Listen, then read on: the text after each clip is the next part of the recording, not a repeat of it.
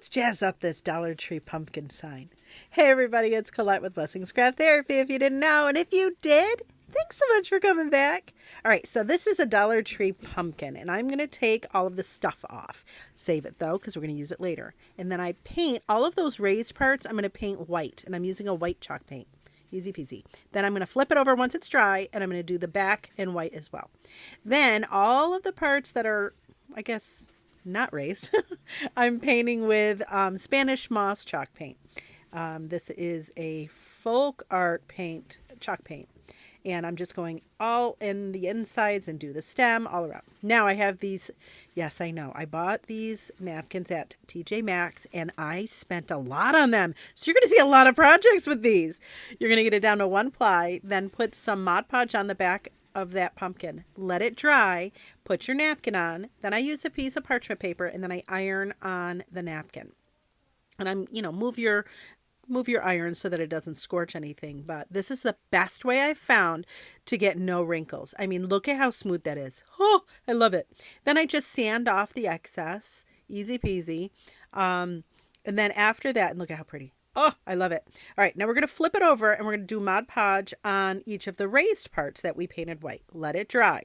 Same process as we did on the back. You're going to put your napkin on the front, kind of, adjust it to, how you want it, right? I mean, whatever images are on there, then parchment paper and then iron.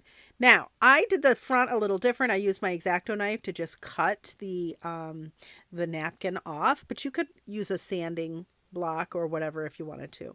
Then, now this is it's optional. Don't freak out, but I distress mine by using a little wax on a sponge, and I just go over all of the raised parts and just a little bit. I didn't go crazy pants, but I wanted it to be my style, because if it's going in my house, I want it to look right. So again, I'm just going over the edges, a little bit on the top, a little bit on the bottom. You don't have to do it. You could even use different colors if you wanted. I love it though. This is a wax. I believe it's antique wax, and it's folk art. Somebody asked me that the other day, but look at how much fun this is. Oh, I love it. This napkin reminds me of, and I did the same on the back.